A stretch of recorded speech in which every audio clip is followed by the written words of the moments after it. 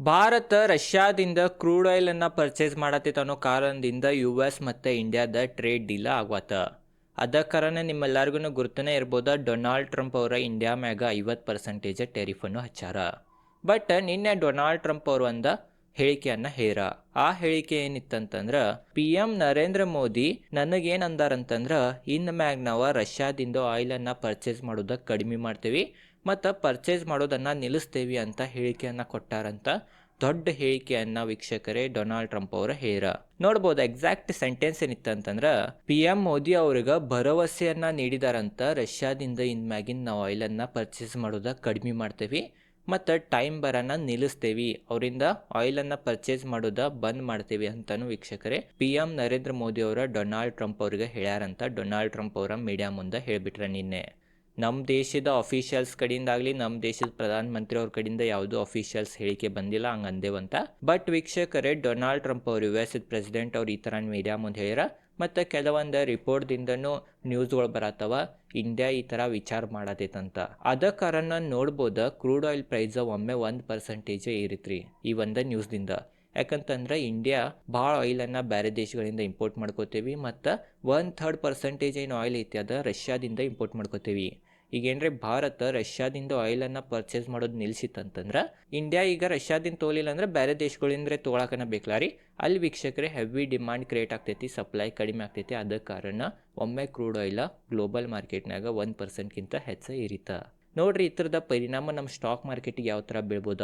ಈ ನ್ಯೂಸ್ ಇನ್ನು ಖರೆಯೋ ಸುಳ್ಳೋ ಇನ್ನು ನಮ್ಮ ದೇಶದ ಅಫಿಷಿಯಲ್ಸ್ ಕಡೆಯಿಂದ ಹೇಳಿಕೆ ಬಂದಿಲ್ಲ. ಬಟ್ ಈ ನ್ಯೂಸ್ ಖರೆ ಇದ್ರೂ ನಮ್ಮ ಮಾರ್ಕೆಟಿಗೆ ಯಾವ ಥರ ಪರಿಣಾಮ ಬೀಳ್ತಿತ್ತು ಅಂತ ತಿಳ್ಕೊಳ್ಳೋಣ. ನೋಡ್ರಿ ರಷ್ಯಾದಿಂದ ಭಾರತ ಆಯಿಲ್ ಎದಕ್ಕೆ ಪರ್ಚೇಸ್ ಮಾಡತ್ತಿತ್ತಂತಂದ್ರೆ, ಒಂದೇ ಮೇನ್ ರೀಸನ್ ನಮಗೆ ಆಯಿಲ್ ಬೇರೆ ದೇಶಗಳಿಂದ ರಷ್ಯಾನ್ಯಾಗ ಸೊಸ್ನಾಗ ಸಿಗತ್ತಿತ್ತ. ಭಾಳ ಕಡಿಮೆ ಬೆಲೆನಾಗ ನಮಗೆ ಆಯಿಲ್ ರಷ್ಯಾ ಕೊಡತ್ತಿತ್ತ. ಅದರಿಂದ ಮೇನ್ ರೀಸನ್ ಏನಂತಂದ್ರೆ, ರಷ್ಯಾಗ ವೆಸ್ಟರ್ನ್ ಕಂಟ್ರೀಸ್ಗಳ ಸ್ಯಾಂಕ್ಷನ್ ಹಚ್ಚಾವ. ಅದ ಕಾರಣ ಅಲ್ಲಿ ಸೆಲ್ ಮಾಡಕ್ಕೆ ಬರಂಗಿಲ್ಲ ರಷ್ಯಾಗ.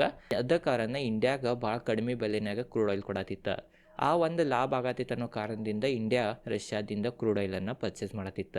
ಮತ್ತು ಎರಡನೇ ರೀಸನ್ ಏನಂತಂದ್ರೆ, ಇಂಡಿಯಾ ರಷ್ಯಾದಿಂದ ಆಯಿಲ್ ಪರ್ಚೇಸ್ ಮಾಡೋಕೆ ಎರಡನೇ ರೀಸನ್ ಏನಂತಂದ್ರೆ, ಏನು ಭಾರತ ರಷ್ಯಾದಿಂದ ಆಯಿಲ್ ಪರ್ಚೇಸ್ ಮಾಡ್ತೈತಿ ಅದು ಡಾಲರ್ದಿಂದನೇ ನಾವು ಅವ್ರಿಗೆ ರೊಕ್ಕ ಕೊಡ್ಬೇಕಂತೇನಿಲ್ಲ. ಅದು ಆಯಿಲ್ದ ಯಾವ ಬೇಕಾದ ಕರೆನ್ಸಿ, ಭಾರತದ ಕರೆನ್ಸಿಲಿ ಏನೋ ವೀಕ್ಷಕರೇ ನಾವು ಅದು ಪೇ ಮಾಡ್ಬೋದಿತ್ತ. ಅದ ಕಾರಣ ಅದು ಒಂದು ನಮಗೆ ಪಾಸಿಟಿವ್ ಇತ್ತು.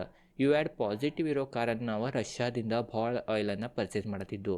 ಬಟ್ ಈಗ ರಷ್ಯಾದಿಂದ ಆಯಿಲ್ ಪರ್ಚೇಸ್ ಮಾಡೋದು ನಿಲ್ಲಿಸಿದ್ದು ಅಂತಂದ್ರೆ, ನಮ್ಮ ದೇಶದ ಎಕನಾಮಿಗೆ, ನಮ್ಮ ದೇಶದ ಸ್ಟಾಕ್ ಮಾರ್ಕೆಟಿಗೆ ಏನೂ ಕೆಟ್ಟ ಪರಿಣಾಮ ಬೀಳಂಗಿಲ್ಲ.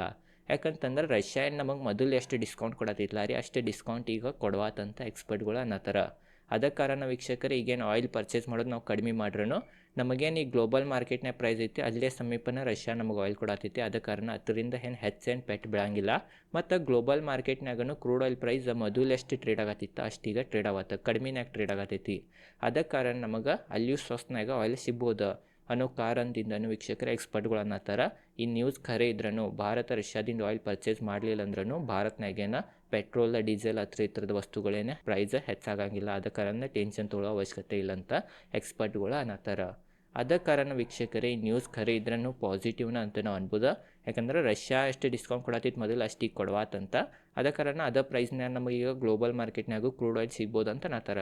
ಮತ್ತು ನಾವು ಬೇರೆ ದೇಶಗಳಿಂದ ಆಯಿಲನ್ನು ತೊಗೊಂಡು ಅಂತಂದ್ರೆ US ಮತ್ತು ಇಂಡಿಯಾದ ವೀಕ್ಷಕರೇ ಮತ್ತೇನು ಸಂಬಂಧಗಳಿದಾವ, ಸಂಬಂಧಗಳು ಚಲೋ ಆಗ್ತಾವ. ಸಂಬಂಧ ಚಲೋ ಆತಂದ್ರೆ ಟ್ರೇಡ್ ಡೀಲೂ ಆಗ್ಬೋದ. ಯಾಕಂತಂದ್ರೆ ಟ್ರೇಡ್ ಡೀಲ್ ಆಗೋದು ಭಾಳ ಇಂಪಾರ್ಟೆಂಟ್ ಇದ್ರಿ ಭಾರತಗೆ.